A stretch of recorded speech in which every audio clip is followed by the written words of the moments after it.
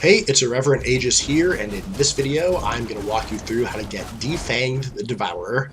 That is the Trifecta achievement in Veteran Moongrave Fane. And by that I mean the hard mode, the speed run, and the no death all at the same time. All three individual achievements to make the Trifecta are challenging in their own right, which makes this a particularly difficult Trifecta to get. And in my opinion, the hard mode here is still the hardest of the hard modes in any of the DLC dungeons. Not only that, but every single one of the bosses has its own unique challenges and mechanics that impact your survivability. This first boss in particular is a big no-death killer. On this boss, you're actually better off with a bad DPS, or at least taking it slow on purpose. Now I know having worse DPS is actually better for this fight, because the very second time I ever got the no death in this dungeon, I was playing with one of my friend's sons, who was only 5 years old at the time. Yes, we no deathed the entire dungeon with a 5-year-old. He could jab with the best of them. Funnily enough, we also got the speed run with that same 5-year-old in the group. On the same run, we got the no death. There was no way in hell, though, that he was going to be able to do the hard mode here. So anyway, on this fight, the real problem is when you burn the boss too quickly, all the adds build up, and the adds do a ton of damage. In addition, when the boss is sending out rocks everywhere, if anybody is too close to each other, you get splash damage, so that damage really stacks up. So the DPS needing to stay separate, and them needing to be on top of ad control rather than just burning the boss, makes this fight slow and steady for the win. To really make the no death a lot easier for this dungeon, and in particular the hard mode, I'm going to go over the gear that me and the healer are wearing. I'm wearing Arkasis and Drake's Rush. It's part of my ultimate Aegis build that allows us to generate ultimate at a ridiculously fast rate, and that's going to help us drop all of our ultimates when we need to drop them for a lot of the burst phases that occur. A lot of the bosses are very phased, so you can't burn them down from 100 to 0, you have to go through phases, and having an ultimate ready in each of those phases is very useful. Our healer is wearing Saxhleel with Master Architect, and he's running Barrier as his primary ultimate. Now this is really nice because, again, a lot of the fights and ad pulls are a lot easier to survive when we have those barriers up, when we need them to be up. The reason why we went with Saxhleel and Master Architect is because we really needed a lot more damage because we were going to be popping barriers instead of Warhorns. So Saxhleel gives us the major force, and Master Architect gives us the major slayer. And our uptime on these two things is incredible because of my Arkasis and Drake's Rush combination. So combining the ultimate Aegis build with that really awesome burst with those super barriers ends up being fantastic for this dungeon. It's a great combination for the support to have. The second boss here is probably the easiest to do and survive. He goes into a shield phase 3 times throughout the fight, and all our DPS need to do is burn through that shield before the damage stacks up too much. My job as the tank, I try to hold him here by the entrance, because if you actually hold him properly, the adds that come down and summon those Hebo Helix, they don't actually come down and summon them. So if you hold him here, they're all going to be at the top of the stairs not doing anything. Now of course if somebody accidentally summons one of those balls, or an ad does end up coming down to summon the balls, all you need to do as the tank is go over and heavy attack them to get rid of them to avoid the one-shot mechanic from Josikar. During the shield mechanic, it's best to kind of form a plus sign around the boss, that way the damage doesn't stack. And then the other thing that I recommend doing as the tank, as the adds come up around the arena, you just chain them in, that way they aren't running wild and killing your DPS. For the next few ad pulls, the Hollowfang Dire Maws or the Big Cats are the priority. Face them away from the group, and they have a very slow heavy attack. So if you're going to roll dodge it, just make sure you wait long enough to roll dodge it, get your timing down as it's important on the final fight. This ad pull here, to save time, we all run up the stairs, go around the corner, drop our ult, and they all die really quickly. It's hard to see, so be careful with that strategy. Other than that, leading up to the next boss, these giant stone Atros are really complicated in terms of they do a lot of AoEs, and they can very much catch you off guard and kill you. So again, we just kind of dropped barriers kind of whenever we needed to, just to avoid the problems with them. Now this boss, for whatever reason, people still try to do the mechanic where you hit the box over the lava geyser, which is a complete waste of time. It actually makes it so it's harder to survive rather than easier to survive, because then your group is all spread out and your heals aren't as effective. So what we do is we just knock them out of the way in the beginning and we never touch them again. This boss hard locks annoyingly all of the time. So what we do is when we get them in the hard lock, that's when we run back to the same spot, usually by entrance. We've done it a couple different ways, but we just prefer running back to the entrance during every lava geyser phase. And as the tank, I just chain in all the adds, and our DPS burn them down. Of course, we always make sure we have a nice barrier rotation up, because there's no point in using any other ultimates on the boss, as he will just hard lock too quickly anyway. So we keep up a lot of barriers, and if we're going to drop a damage-dealing ultimate, we save it for the ad pulls, as the ad pulls are actually a lot more dangerous than the boss himself. So here we are again, there's a barrier, I'm going around chaining in these ads, and our DPS take care of them, no problem at all. The rest of this fight is more of the same. Hard lock, run to the beginning, chain in the ads, make sure we have barriers up, our healer drops the heals, and that's pretty much it. So I'm going to fast forward through the rest of this fight because it is boring. My only other piece of advice for this boss is that nobody attack the boss when he is pounding the ground and sending up lava, as he does a really mean counterattack fireball, which can one-shot the DPS if they're not careful. All of the 3 ad pulls between this boss and the next boss can be no death killers, so we make sure to pop barriers pretty much on all of these as well, just to be safe, and because we're generating so much ultimate anyway, so why not drop them.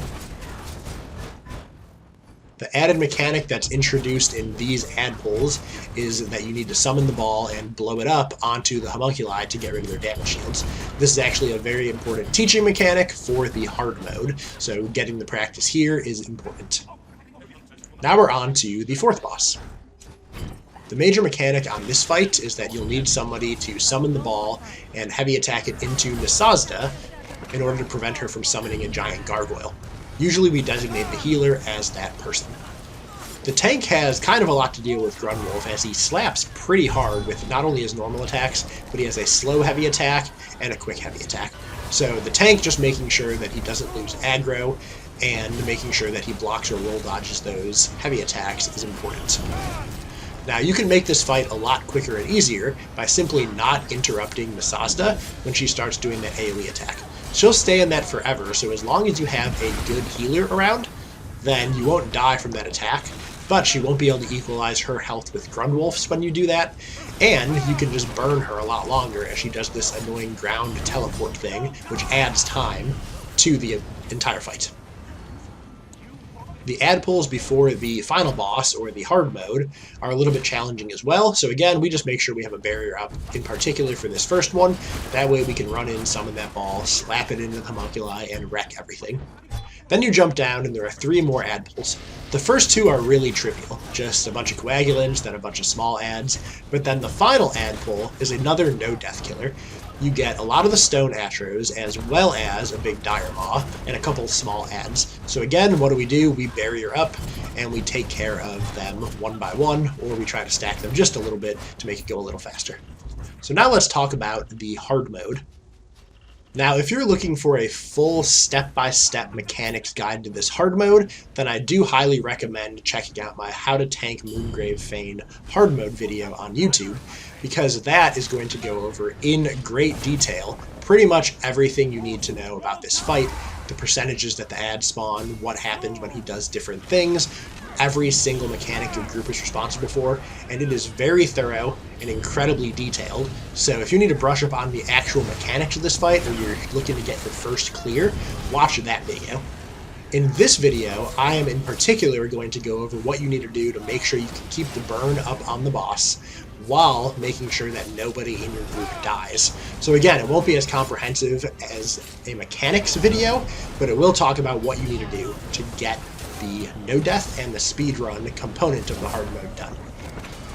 Now first, let's talk about group communication. So it's very important that everybody has a very clearly defined role before starting this fight. For example, our healer, his job is very specific. His job, obviously, other than healing me and keeping the group alive in general, is to really burst people out of that heal check that happens when anybody summons the ball hits the box or gets touched by the Horror. That's the most dangerous component of that fight, that heal check that only another player can get you heal out of and you cannot heal yourself out of. The other thing that our healer is going to do is he has to be really on point with hitting the barriers as soon as we blow up the ball to kill that bat. And the reason why is we never want to leave that ball unsummoned for very long. So you see here, we just hit the bat, and our healer ran over there and hit a barrier on the DPS. That allows him to resummon the ball as soon as that Horror goes down, and that barrier protects him from taking the huge amount of damage you take when you summon the ball. So now the heal check is easy to get out of, and if you get a tether right after the ball is summoned, that's a really big problem. So that barrier really trivializes any problems that you might have from summoning that ball at slightly the wrong time. Now the tank has very specific roles as well. So what I do, obviously, other than pick up the big ad when it comes out and hold Grundwolf, which is a lot harder actually than it looks because of the number of ads that are out and all the other stuff you need to do. But my other job, primarily, is to knock that box out of the way when the dragon breathes fire on Grundwolf. If I don't knock the box out of the way, then Grundwolf does a big AoE that does a lot of damage to the group. So I'm designated as the guy that hits that box, and then I also need to communicate to the healer that I'm going to hit the box, that way he can burst me out of that heal check. Another role I have is to make sure that I pick up those homunculi. The homunculi spawn 2 of them every time Grundwolf does a Fusroda attack. So I pick them up because there's a couple issues with them. One, they nip away at the DPS in large chunks of damage, so making sure I keep them off the DPS is crucial. The second thing, and why I want to have them taunted, is because the bat is always going to spawn where Grundwolf is. So if the homunculi are on me, and the bat spawns on Grundwolf, anytime we need to hit that ball into the bat, we also break the shields of all the homunculi so we can actually kill them. So that's another really important role, is grouping up those homunculi as soon as they come out on those Fusrodas. My most important role for this hard mode is actually making sure that I am proccing my Arkasis and my Drake's Rush as soon as they are available. Making sure the entire group has ultimate as often as possible is huge. So proccing Arkasis and Drake's Rush all the time makes this fight a lot easier because it actually enables our healer to pop that super barrier every single time that we have a Horror/bat mechanic.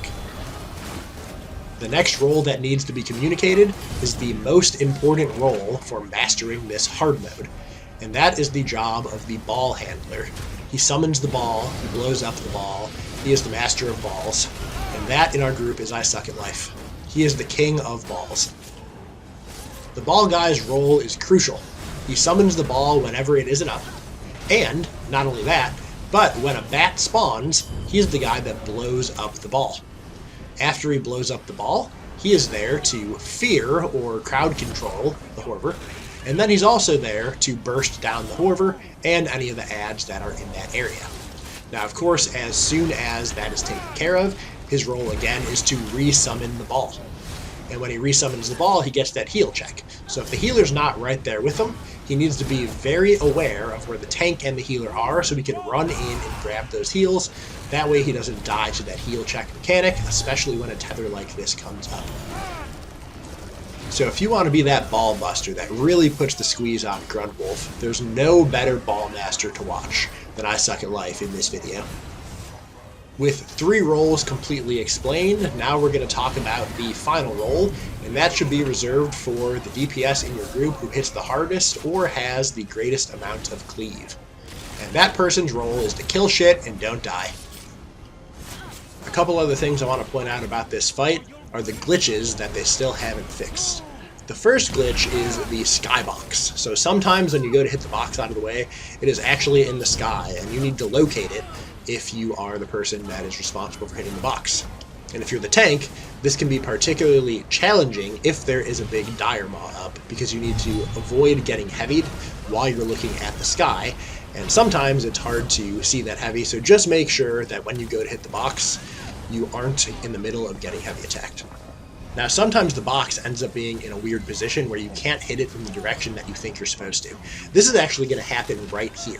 So you'll see that I hit this box like a billion times, it doesn't go anywhere. So I have to go to the other side and hit it. And of course, while I'm doing that, I completely lose aggro on Grundwolf. So if that happens, one, you should call out that everybody block to avoid that AoE. And of course, if you're the tank and you lose aggro, call out, I lost aggro, so everybody knows to run the hell away from Grundwolf, as his light attack will pretty much one-shot them. Another survivability thing to mention is that when Grundwolf does his Fusro Da, that is also super glitchy.